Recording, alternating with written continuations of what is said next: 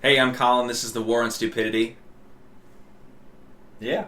Oh, he wasn't going to introduce himself. This is Nick. I'm Nick. And this is Clay. I'm Clay. And today we're going to talk about Donald Trump because what could be more fun? Well, I mean, it's important to talk about each of the leading candidates because right now we have basically three frontrunners, being Bernie Sanders and Hillary Clinton on the Democratic side, and then we have Trump, who's kind of taken away on the Republican side. So I would think it's important to look at the top runners and see what they stand for, what they're quoted as standing for, as well as give our opinions on what we think as far as how they would do as president. Yeah. Yeah. So what we've done is we've pulled up a couple of the issues that he's talked about. I've got it on my phone here. Nick, you've done some previous research onto his website to find out what he says he's standing by, as well as some articles from like Washington Post and a few, PBS. So we'll just kind of start off the number one issue, I guess, for Trump that's been vocalized more than others is this immigration thing that's going on. What does his website say about So I wouldn't say that's his top issue because on his website, what he demands on day one will be repealing Obamacare. Repealing Obamacare. Okay, so healthcare. However, I believe that, like on this, immigration is actually going to be what is talked about the most because it's a very upfront, in-your-face stance, like most of what is said. So, as far as immigration goes, we can go ahead and talk about that one first. Because well, let's start with healthcare since he has that first on his site. Okay. Yeah. Well, from what I was able to gather is basically he wants to repeal it because he believes that it's, I don't know, kind of hurt businesses and people and every.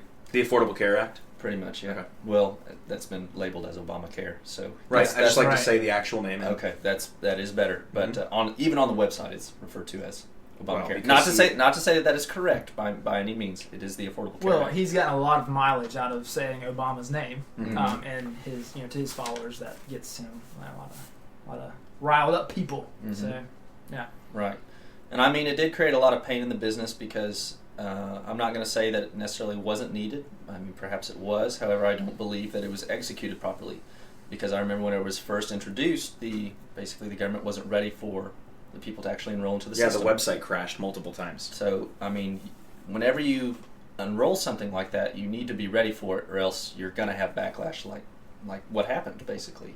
As well as the remaining companies, I mean, the healthcare changed for us as well because basically the healthcare that we had to be redone to allow for Obamacare, Affordable Care Act. Okay, so has he said what he wants to do in lieu of the Affordable Care Act? Nothing specifically. From what it sounds like, from what I was able to gather, it sounds as though basically he wants to go back to the old system of things, as though to just wipe out the Affordable Care Act altogether, to where it's just a brief, 4 years has it been?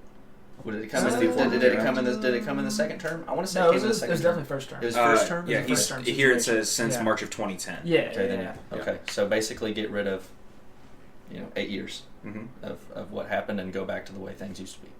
It's interesting. I don't agree or disagree with the Affordable Care Act. I really don't know enough about it. I'm not riding the fence. I don't have data behind it, and I don't know exactly what's going on with it.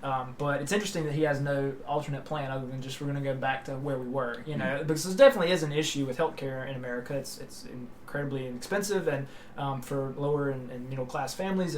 But it's interesting that he has no alternative. And that's the thing that when Obama was pushing it through in 2010, Republicans really had no alternative. They would just throw, poo at, Obama and just say, well, you're wrong. But they had no alternative. And so, I'll be curious to know what he actually wants to do, if he has any vision for that. I mean, not to make this podcast about the Affordable Care Act because there's going to be several other issues.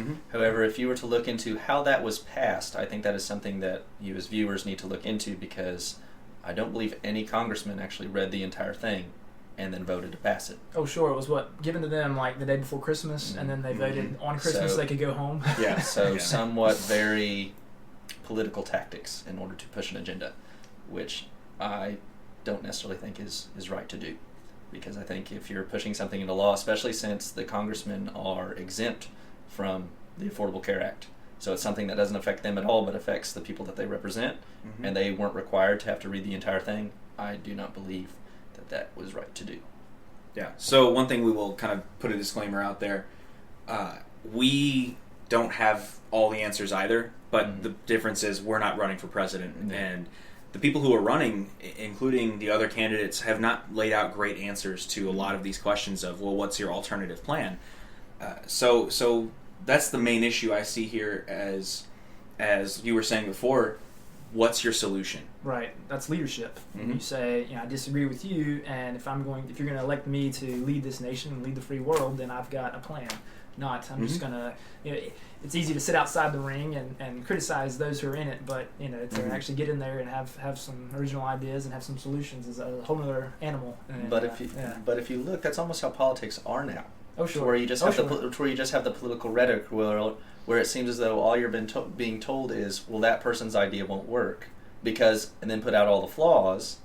You're not saying why you are better. You're just saying why someone else is worse, which kind of carries over into the polls, because a lot of Americans that I know of go in saying, I don't really like this person, but this candidate is better than the alternative, rather than going to the polls and say, I want to vote for this person. Right, and that comes back to kind of the soundbite culture of he burned him or her, and he said this one line that was really dramatic and got a lot of woos, and instead of digging into the full policies. Right. Yeah. Which is. And then what we'll do to kind of wrap up this particular segment is have a quote. So I've got one pulled up from Donald Trump on healthcare. This is from March 3rd, 2016. Since March of 2010, the American people have had to suffer under the incredible economic burden of the Affordable Care Act, Obamacare. So he's, again, just saying a problem, and he refuses to elaborate on any solution or a fix to it. Which we'll see throughout with all of the candidates. We're going to go through Donald Trump today. We're going to talk about Bernie. We're going to talk about Hillary.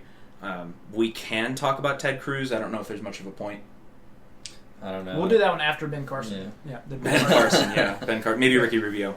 Rest in peace. But the idea behind it is to help you, as well as ourselves, become very informed voters, which is really important to do, especially in this election, considering you have judgeships that can potentially be up for grabs this term. So the short of it, Trump wants to repeal Obamacare or the Affordable Care Act. So we can move on to the next one, immigration. Yeah. So I believe it's quoted in him saying, but essentially he wants to deport, I think, something as estimated as around 11 million illegal immigrants. He targets Mexico mostly, so he wants to deport all of them. Then, of course, build the wall that is impenetrable, and wants to temporarily ban all Muslims from entering the country. So that is his stance on it. Now, you're going to find a lot of people who agree with a lot of things that is being said there, because you have illegal immigrants, which by definition really shouldn't be here in the first place. So that kind of gets the ground running, and then you have the wall that's being built to prevent that from happening again, saying there's a physical wall that needs to be built, as well as having manning that's putting on there, and basically that comes into where the money is coming from, which he does give where he wants the money to be cut, as well as where he plans on the money to be gained.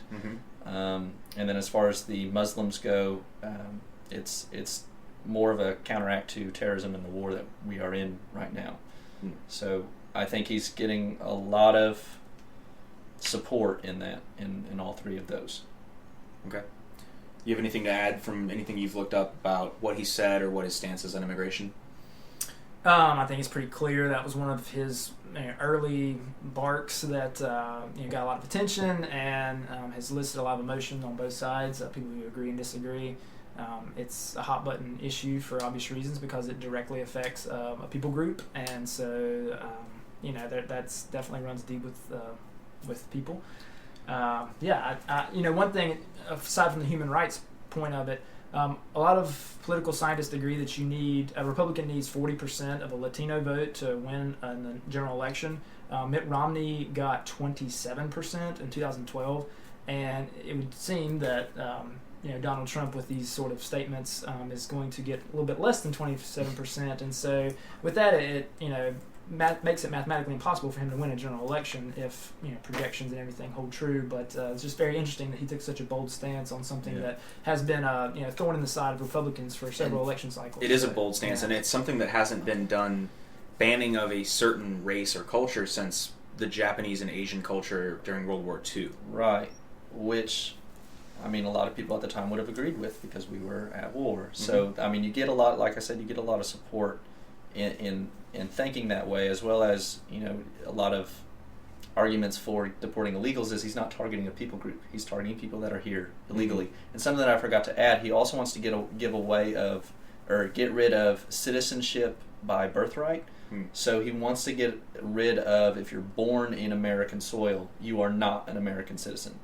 Because right now you kind of have if you have somebody crossing the borders illegally who is pregnant and they give birth to a child, that child is now a legal resident of the U.S., a legal citizen of the U.S. by U.S. law. And then you kind of have the issue of, well, what does that mean for the parents? Because the parents may have been planning to have the kid over here in the first place to get him or her citizenship, and then try to gain citizenship for themselves, playing on we have to take care of our kid is an American. So he wants to get rid of that as well, which, again, I say is gaining a lot of support. Mm-hmm.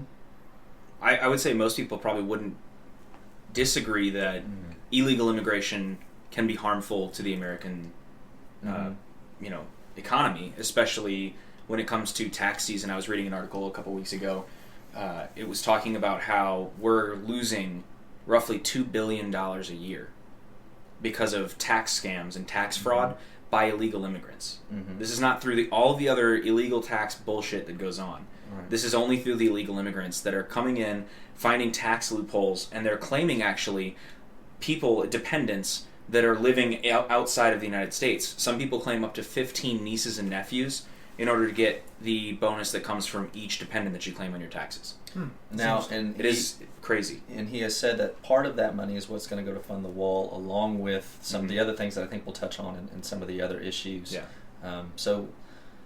That study came out in 2012. So since 2012, I believe the numbers have grown well beyond 2 billion. I think there was something online, I could be wrong on this, but it was something around the lines of 22 billion is what is being estimated now. So if we want to look at that from Donald Trump and the people who agree with him, from their perspective, it's money that could be going back into your pocket that is now going into people who have gotten into America illegally. As well as So you can understand how some people are really riled up about this, but it comes off as racism. Because they don't know how to eloquently talk about how they're angry or what they're angry about. They just talk about Mexicans stealing their jobs, and that's idiotic. And it's not helpful either how Trump can present himself. Right. So that is something that we can get into a little bit later. I was figuring, though, we go through each of the stances so we give more or less the facts, and then we can go into more of the less, I would say, logical and factual statements, and more along the lines of how he impacts people on a more personal level. Right. Yep. So we're about halfway through. We've done 2 topics so far. Let's get 2 more in, and then we can wrap up. All right. I figured his next one is going to be the economy. Economy? Okay. Yeah. Because that drives a lot of what he's saying, and that goes with job. He wants to create jobs in America, keep jobs in America, and that goes to how he funds things like the wall, as well as he wants to cut. Now, one that I will be outspoken with and say that I do not agree with where he wants to cut money. He has said that he wants to cut the Department of Education.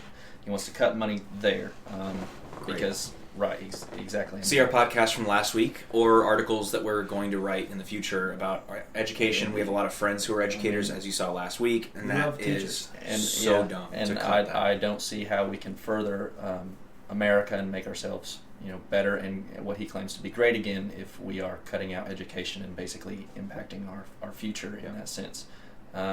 But anyway, what he's looking to do is to essentially raise tariffs on trade. Specifically, they have targeted more or less China, U.S.-China relations. So he wants to hold China accountable in a way with basically labor relations. So, and along with any other companies to where, let's say, I think on his website or in an article, it was if Ford wanted to move to Mexico, he would call up Ford and say, hey, congratulations, you have built a plant in Mexico, cheaper labor, good for you, but you're going to be tariffed at 35%. And 35% was just a random number out of his head. But the idea behind it, I believe, is basically to make it more profitable for manufacturers and businesses to remain in America and create jobs or take places from outside of America and bring them to America in order to sell and create more jobs so that basically the jobless rate goes way down.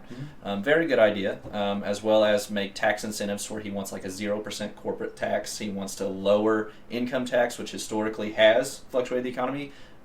Basically, you get to keep more money in your pocket. He wants to make it 4 tax brackets, which the most being taxed, I think, is 40%. And if you make less than $25,000, or as a couple you make less than $50,000, he wants 0 taxes on you.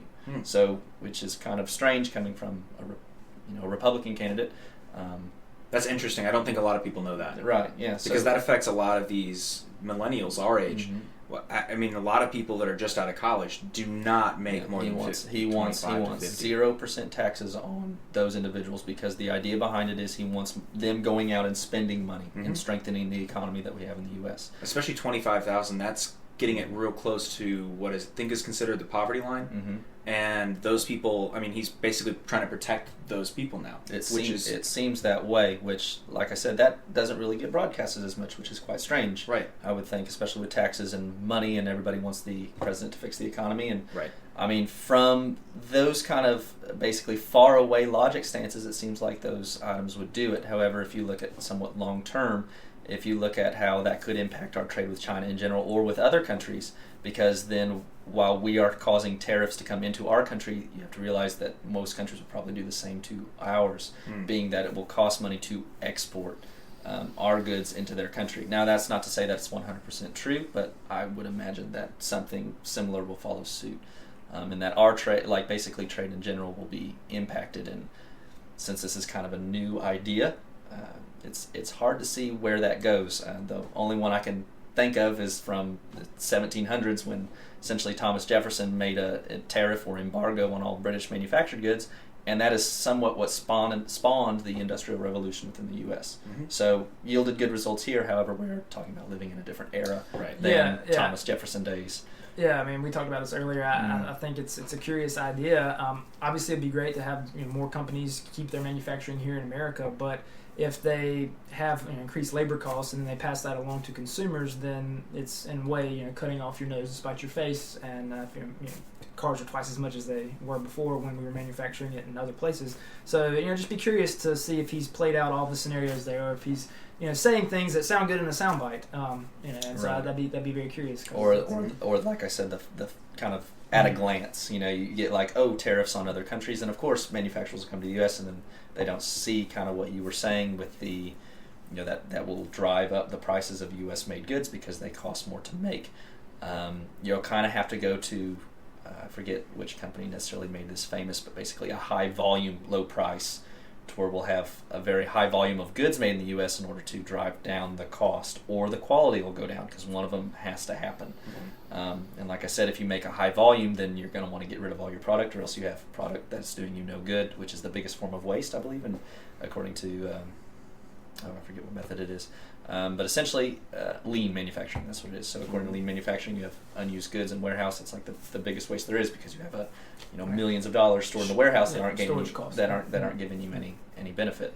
And if you hurt your exports and countries aren't wanting to accept your goods except at a high tariff rate, then that can also be an impact on that. So you may have a drop in quality in order to maintain a low price. Yeah, I mean, quality of living globally is as high as it's ever been. It's higher than it's ever been. And that's due in part, I think, to the complex economy that we have. Certain countries and certain areas of the regions of the world do really well at making certain things, and we trade. And I think that's an efficient economy. And so it's just interesting if he can say on some stage in Ohio, let's bring back manufacturing, but it's very complex. Right, very much so. It seemed as though he did only target 2 countries. Now, I'm not going to say that those 2 countries aren't huge, but he did seem to only target China and Mexico. And on his site, it was just with U.S.-China relations that he wants China to be held accountable, and specifically. This is, again, the problem with Trump, is that he makes these statements that go after one group of people, especially a group that, when trade was open with China, that country boomed and exploded with just rapid growth and expansion, and their people are now living a much, much better lifestyle now that they're able to trade with not only the United States, but also with all of the UN countries as well. It just, I don't know, Trump just makes these statements, and it alienates people because they just hate it. Yeah, and I mean, you don't really know what kind of retaliation that is, because I can't remember the last time that we've done a tariff. Cuba? I mean, maybe, but they weren't a huge Right, they got us what, cigars? We didn't import a lot from them anyway. You're talking China, which is a major importer of ours, as well as Mexico, another major importer of ours. And then you're kind of limiting global business, which can kind of be seen as bad because you kind of want the world to kind of share in something. And right now it's business. Mm-hmm. Business is what they share, and you connect through people through business and all over the world. So it would almost be like taking a step back.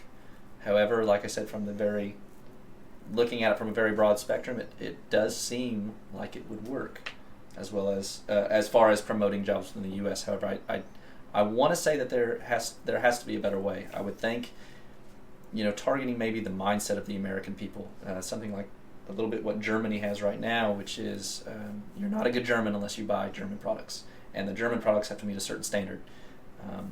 So if you had something like that in America, which is just going to be a very difficult culture change because we want the best bang for our buck. Mm-hmm. So if something for $35 is good enough to get what it is over something that's $40 that might be just a little bit better, we'd go with the $35 because it's as good as we need it to get, rather than necessarily what Germany does. And Germany, I think, fosters one of the greatest economies in the world right now, buying strictly German products and very good German products that last for a long time. So I would be interested to see if something like that would be possible for our culture. So one quote that we have for this, and I missed a quote on immigration, but I'll put something in the description. A quote from Donald Trump on the economy and jobs. Last month, Trump slammed Apple's foreign manufacturing, vowing if elected to make the company, quote, start building their damn computers and things in this country instead of other countries, unquote. So, yet another slam at a major manufacturer who brings in a lot of volume to the GDP. Right, and I think that quote actually brings a great transition into and I recommend you listeners, please look up the stances and make decisions for yourselves. Don't necessarily let Fox Media or CNN; those are the two big broadcasters, or us even. Yeah. We're just as powerful. Right? Yeah, yeah. We like to put ourselves on the level of CNN and Fox. But sure, we recommend going out and find these articles for yourselves and educating yourself to become a very informed voter. Feel free to comment on us. We may have said something wrong, or you may have a stance that disagrees with ours, or you have history points that can disagree with us, and it's very important to look at. The more interactive you are with us, the better this podcast can be, and hopefully that will bring us closer to the audience. You'll feel more connected. And feel like you have a say in what other people are watching. You'll have, affected other people to go out and do their own research as well. But and not to get all warm and fuzzy, but that's what a healthy political process is. And I think we as a nation have gotten away from that, like having a healthy dialogue where we can disagree and rebut and have a debate. I think that we've gotten away from that, and then so we please encourage you guys to fire back, fact check, and we'll have an open conversation through 2016 here. And you see, November. this is kind of a great transition into how Trump presents himself, and to see kind of our feel on what we think he would do as president. Because while a lot of his stances, are agreeable, and I agree with some of the things that he has said and what his stances are. I can't say what he has said, what his written stances are, I should say, from what I've read in the articles as well as on the website saying his stances. But how he presents himself, I do not believe is becoming of a president. I do not see him as being very diplomatic, which I believe is something that is incredibly important as the representative of the U.S. You can't go around and basically threaten another country saying do this or else. While we may have the power to do that as the U.S., we have the largest army in the world. That's not something we should do. We shouldn't do things to potentially incite war. It's not something anybody wants. And I just see him as being that kind of confrontational, and right now I haven't seen anything to where he feels like he has to answer to anybody. Right. Well, he's made a career as a real estate mogul where he's in charge. Whenever he's in a room, in a meeting at Trump Resorts or whatever his company, Trump Industries, he is the alpha. He is the guy in charge, and he dictates. And he's his own little dictator, and he's been wildly successful at that. but that's infinitely different than being a politician and working with two other branches of government here domestically, and then working with the United Nations and all of the power brokers around the world. And so, yeah, I mean, that's the big fear in my mind. That he is going to come at this always demanding, that everyone cower down to America and his ideas specifically, and that's just there's no great leader, in history that you can look at that was successful long term, but with that kind of attitude. Right. And one other thing, a lot of you made a good point there that a lot of his claims make sense. They make sense kind of in a vacuum. But I would say that he, in a lot of ways, is oversimplifying things. These are infinitely complex issues. And also, all presidential candidates, all candidates, sort of oversimplify because they can't go into the depths of all these things on their platform. Right, but you have 30 seconds to talk about it. And then... Exactly. And so, to say, well, immigration's a bad thing, or illegal immigration's a bad thing. Well, it goes back to your soundbite culture that you mentioned. Mm-hmm. Right. So, yes, I mean, that makes kind of sense in a vacuum if you look at one data point. But these are very, complex items. I mean, the economy, the world economy, that is one of the most complex machines that humans have ever witnessed. And so... it just seems like he's been very successful in real estate, and that's very different in complexity from running a nation. It's one aspect of the real estate is one aspect of the economy, because economy. I mean, maybe you listeners know this or you don't know this, but the economy is not business. It's studying people's choices. That is what economics is. Basically, everything that we go for, and it's the easiest way to study it, is basically looking at what we buy, what we value, and what we do. That is trading by currency. So, like Clay was saying, it's one of the most complex creations of man. Basically, the economy is, and like you said, it's very easy to oversimplify. And you, like Colin said, you only have 30 seconds to do it. But something that's so complex that that's kind of unfair to the American people that you're only given a soundbite in order to say how you're going to fix the economy. Or I hesitate to use the word fix. I would like to hear the word change the economy more. How will you impact the economy? Yeah, and we said earlier, look at any politician through the lens of, okay, you say this is a bad idea, but what's your idea to fix it? Right. And Donald Trump has made he's gotten a lot of popularity by throwing things at other politicians and saying they're wrong.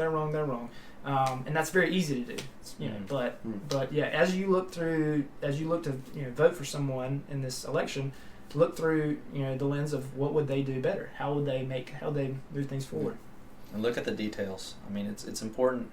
I would like to see basically how politics are done changed. I would like to see facts and data and statistics. I wouldn't imagine if we could actually watch on TV like them on the platform showing historical data, what worked in history, what didn't work in history. And then being able to say, this is why my platform, my method works.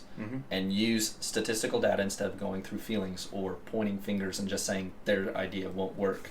And then saying some soundbite that gains popularity. Instead, winning people over with the logic of an idea and proof that it has worked in history. Yeah. Well, that's hard to do. That's hard to get people to do that because ratings drop. Because you don't have people yelling at each other. And there's not fast camera cuts dictating where the action's going, and it's not driving, so it's hard. It would be beneficial to no end. Well, I would think if everyone did that, it would be extremely boring. However, because no one is doing that, imagine if you had one candidate that went up there and had researched and had, I don't want to say all the answers, but he had a very clear plan and how to improve things. Not to say that it was 100% the absolutely right idea. He might get 9% improvement on the in the economy instead of 10 if he had changed this one detail. But imagine one person. I would think that would be extremely entertaining because you'd have somebody saying, well, this idea is wrong, and then you could have somebody with the answers looking and say, well, what would you do? Right. And then being able to point out what is your plan? Where is the flaw in mine that you have a solution for in yours? Yeah. And I think that would actually be very entertaining to watch. Basically, turning the tables on politicians. Because I think that's a lot of what Trump's allure is that he's not a politician. And I think America is quite honestly sick of the typical politician rhetoric that they get, and they don't have with Trump. Trump says a statement, no matter how unpolitically correct it is, or I use political correctness as a term, but he makes a stance, he makes a statement, and you don't have to question where he stands, and I think that's what draws people to him. Yeah. Well, on that, we'll kind of cut it short. We're going to try to keep the podcast a little shorter, hopefully around 30 minutes from now on, just so that we can have more concise topics to talk about. We don't ramble as much. Hopefully it'll be more drive, or like I was mentioning before actually just now, it'll be more of a driven thing where we're talking about one thing for the entirety. Hopefully we'll be able to get to a point where we can just ramble again, but until then, we find that there's better energy when it's a shorter podcast. So for more information, feel free to ask us questions at our Twitter account, which is at 2, the number 2, STUPIDITY. That's 2 Stupidity. We're getting the little screen thing. Yeah, you're doing it real small though. You got to do like this and have that come out or something. Or you can look at our website, which is again 2stupidity.com. So that's www.2, the number 2, stupidity, STUPIDITY.com. Or email us at twostupidity@gmail.com. Thanks for watching, and we'll look forward to bringing you more next time. Yes, thank you. See y'all.